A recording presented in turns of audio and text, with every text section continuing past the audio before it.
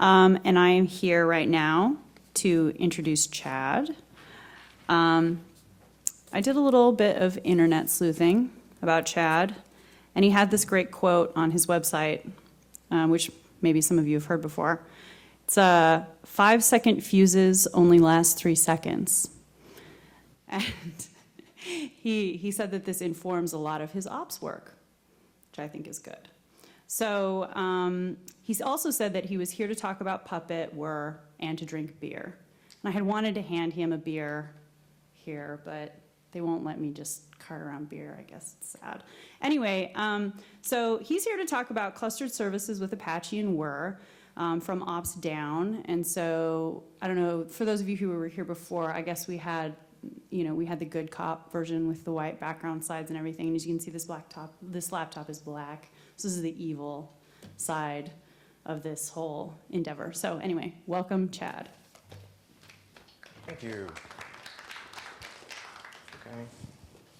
Apparently, we're going to go to sleep quite often.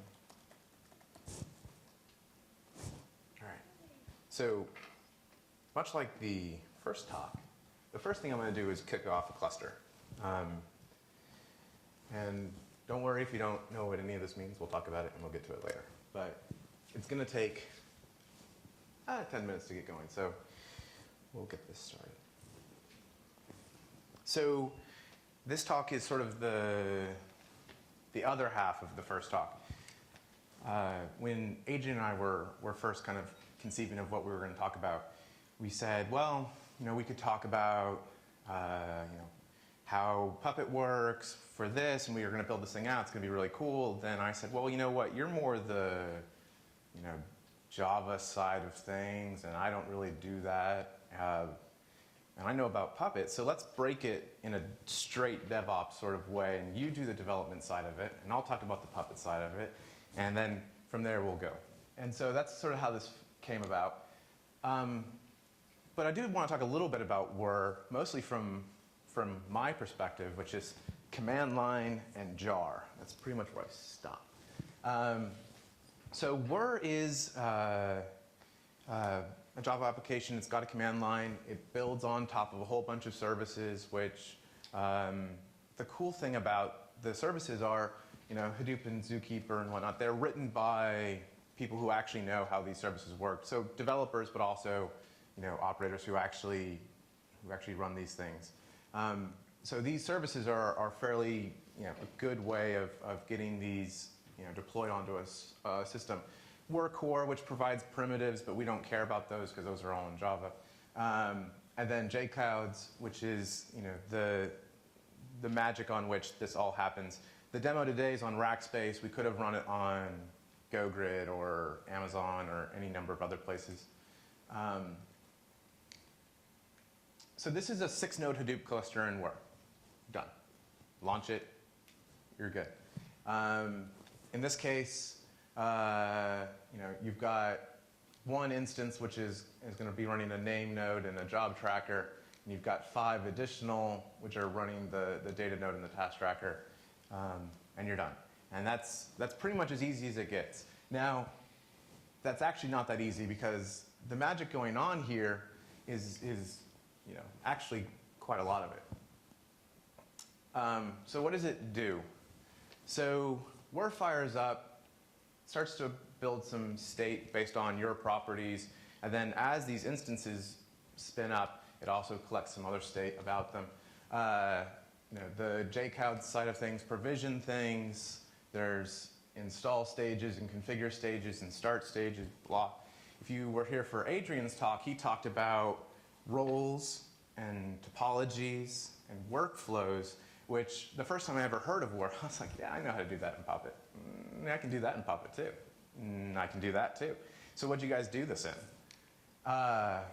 Secure Shell and Bash. Perfect. Let's, really? Yeah. Okay, that's cool. So, you should actually, if you want to, well, either scare yourself or make yourself impressed by the amount of bash that's going on, you should go look at like the Hadoop service that's written in Whirr or the HBase or the Flume, and just see just how much is going on behind the scenes using just SSH and bash. And all the while, you'll probably be going, you know what, I could have done that in Puppet, could have done that a different way. So why would I even bother using this? And the answer is, the guy who wrote the Hadoop support wrote that book, and the guy who wrote the HBase support wrote that book. And they're both done. So go ahead and use them, because they're fantastic. We'll work on the side, if you want to help, file a JIRA, and we'll rewrite them to use Puppet in the future. But for now, it's a fantastic way to spin up a Hadoop node or an HBase or Zookeeper or any number of the Hadoop and family sorts of things really easily. So there's two ways. There's the developer way, which means you're going to bust out Eclipse, and you're going to fire up Maven, you're going to make this project, you're going to do all this coding, you're going to write some unit tests, you're going to jar all that up, and then do your testing and iterate on it. Or there's the operator way, which is I'm going to edit a configuration file, and I'm going to clone some stuff out of Git. And if this is more interesting, you should have gone to Adrian's talk. If this is more interesting, you're in the right place. The idea here is really that you can fortify an existing Whirr cluster with Puppet. So Adrian said you can make it sparkle. I'll say you can fortify it. Some of the examples that have been thrown around are, you can get log rotation going. If the security side of it is more interesting to you, you can fire up firewalls and do whatever you want. For all of these, in the old way, you would actually have to write an entire Whirr service, which all Java, you could still configure it in Puppet, but still you would have to write a whole bunch of Java code, end up generating a jar, and so that just was heavyweight. Versus, you can just start applying Puppet manifests as you go down, and if you want to throw 30 things on, it won't take you much longer than just to throw one on. In this case, just a couple of examples. For a Hadoop cluster, the current Hadoop cluster that we'll be demoing later just throws Hadoop on there. So let's say you want NTP on there, you want log rotation, but you also want to deploy Pig and Hive to the master node. Currently, that doesn't exist in Whirr. There's tickets for it, but this is just an easier way to do it. The demo I'll be doing later has us creating some users and putting some kind of helper scripts in their home directory so that they can more easily launch workflows or deploy jars for your workflow, whatever you want to do. And all of these things are just super easy using Puppet. So the first thing to do is I have to get all these modules on there. And we made some assumptions to kind of simplify things. We don't currently give you a way just to hand us a tree and then we deploy the tree for you. We kind of currently make you do a module by module basis, but you can check out as many modules as you want. You can do it from Git, or you can hand us tarballs. And so, in the future, there'll be a JIRA which says, here's my module path. Just go ahead and deploy this for us. But to start, we went with just straight modules. So you can specify any Git repository that you can see publicly. If you want to specify a branch, you can do that. Otherwise, it's just going to use master. Or you can hand over a tarball.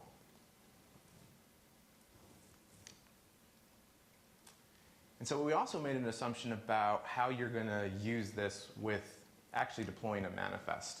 So if you just say Puppet and Pig, you're going to get the default for that module. You can specify specific classes within that module. So if you want to, Postgres server or client, you can specify those separately. And then individually, for every class, if you want to throw in parameters, you can specify that as well. The trick here is what you see is what you get. So, in the right side of that equals, you need to write the exact string that you want. Don't quote it, don't do anything special.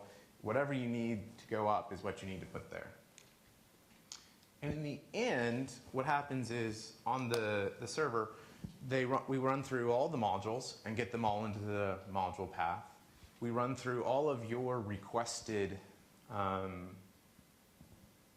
manifests, generate a site PP, and we just apply it. So it's a very sort of simple, high-level way of doing things. In the future, there will be, Puppet masters, and you can do all the regular things that you would normally expect to do. But for us, this was a good place to start.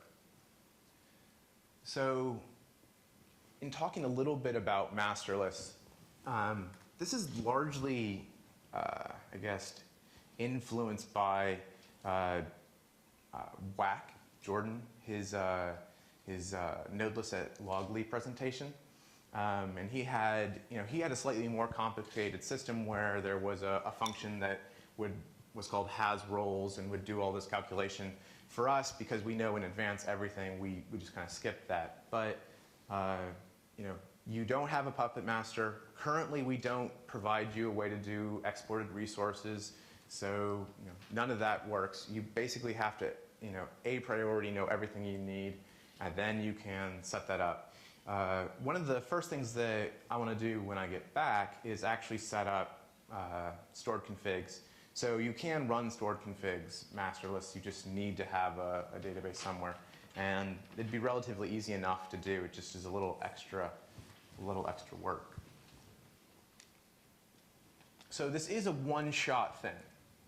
The cluster comes up. We're going to Puppet apply, and it works or it didn't. And so, you could SSH into the nodes themselves, rerun everything. Certainly for debugging, you can sit there and iterate, and that works. But for the most part, the implication here is that you really need to do a fair amount of testing. Otherwise, we're going to spend a lot of money spinning up and spinning down instances for something that doesn't completely work. So my recommendation is to test locally. One of the demos that I wanted to do today, but I didn't, mostly because I learned about it too late, is using, I guess it's JCloud's bring your own node to do an actual testing of this locally. So you spin up some virtual box. There's a configuration within Whirr that lets you point to an existing node, and then it does all the magic where it secure shells in and runs everything. And that will allow you to do a lot faster and turnaround time. You'll have more the debugging tools that you're used to, and you won't be spinning up instances and wasting money on and waiting 10 minutes per run. So I'm hoping that the demo is ready. Let's go see. All right.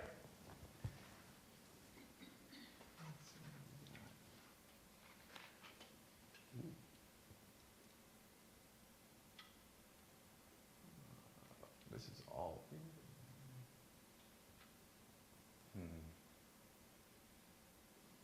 All right. I'm bad at X, so forgive me. Okay, most of this stuff you don't care about, but I wanted to show you what's going on.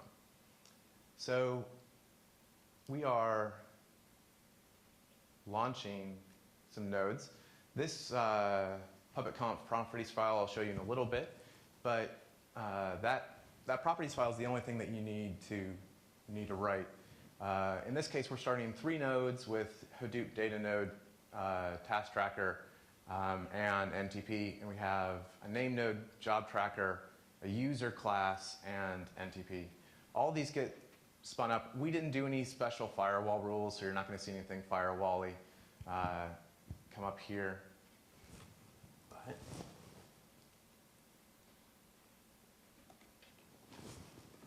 let's look at this properties file.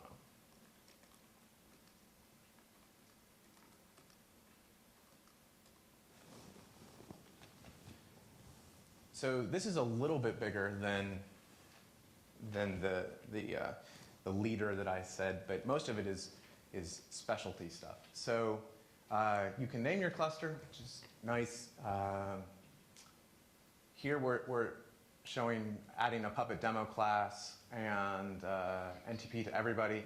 And so this is all you need to do. You just plus Puppet and then whatever, ad nauseum, as much as you want. This config file, I wanted to write like a config file that'd be super huge and complicated, and then I said, well, let's just make a demo that shows something that works.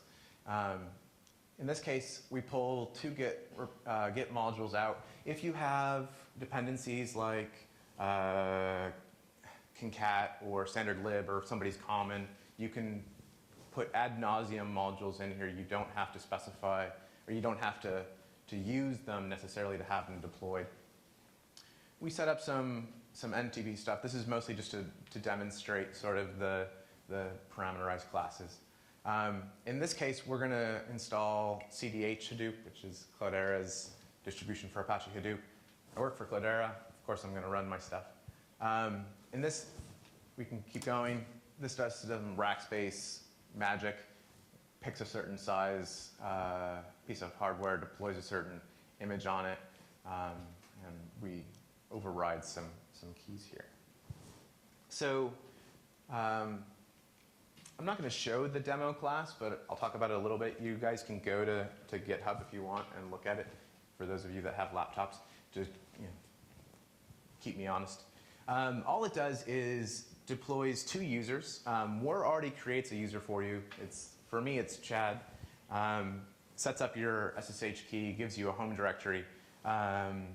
But maybe you have lots of users, you have a bunch of stuff that you want to put up for your workflow, some helper scripts, you want to preload some data. All of this stuff can be done with Puppet.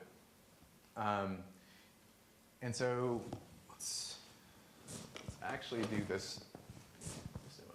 So that was launching it. Yeah, I will show you this instance file.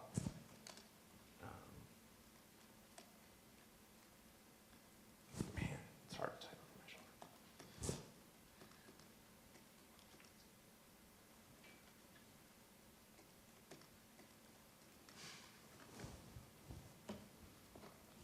So we have 4 instances. You can see what was deployed on them. You can see their public and private IPs.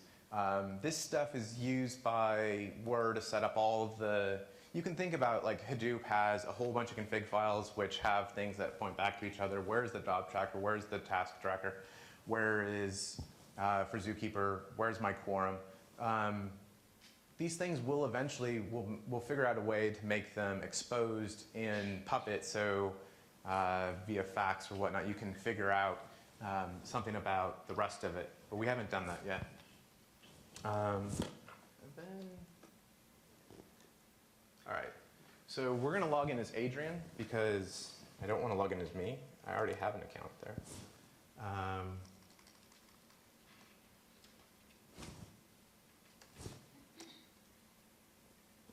Sweet. Oh, and so we're going to run Pi. For those of you who have ever run Hadoop, the easiest Hadoop job to run. It calculates Pi. Awesome. This is quite possibly the biggest waste of computing resources ever. One, it's doing it across 3 nodes. It's computing Pi, just a whole bunch of samples. And 2, it's really, really not very good at its accuracy. But it did work. And so, I think that, people ask me, oh, why would I want to use Whirr? I work at Cloudera. I don't use EC2 a lot. We use it for testing. We use it for lots of proof of concept. We know people that use it to test workflows, to test new versions. I run a lot of my own hardware. But if you need a quick and easy way to get a cluster up to prototype something or to use it. If you don't need them around very often, these are all really useful things. So let's drop out of this. And let's shut this thing off.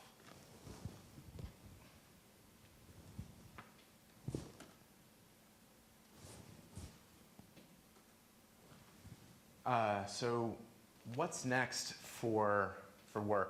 The original Puppet Jira was this huge Jira. All right, I'm going to do a master implementation. I'm going to bootstrap a master. I'm going to take a tarball, which is the manifest in the modules directory. I'm going to spin all this up. I'm going to do stored configs. I'm going to do this. And it ended up becoming boil the ocean.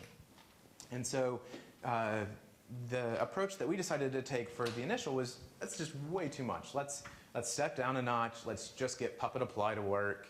But now it works. We know a little bit more about the challenges here. So in the future, you will see sort of exported resources coming to Nodeless.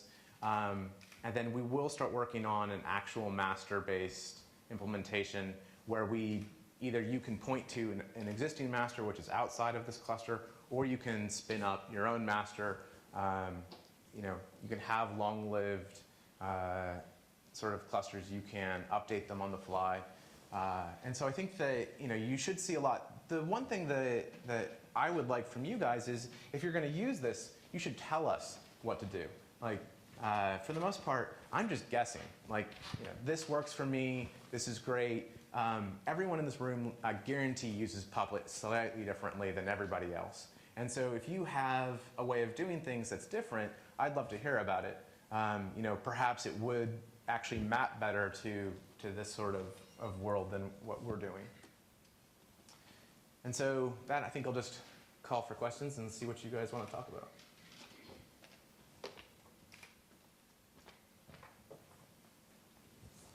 Or not. We can just go to lunch. We'll be first in line. It'll be fine. How do you add more nodes to a spun up Whirr cluster? Oh, so the short answer is you don't. Can you repeat the question? How do you add more nodes to a spun up Whirr cluster? So in the, actually, what are you guys calling that? There's a Cluster healing? Yeah, cluster healing. So it's a feature, or actually it's a requested feature. It doesn't yet exist. So there is no way, you could do it manually, you could, but it would be a boondoggle on your own. So kind of the practice here is currently just basically just shut down and start over. And a feature's being worked on. If I was a developer, I would know the Jira, but I don't. I gotta tell you where to look. But cluster healing is the name of it. Yep. Anyone else? Sweet. Thank you.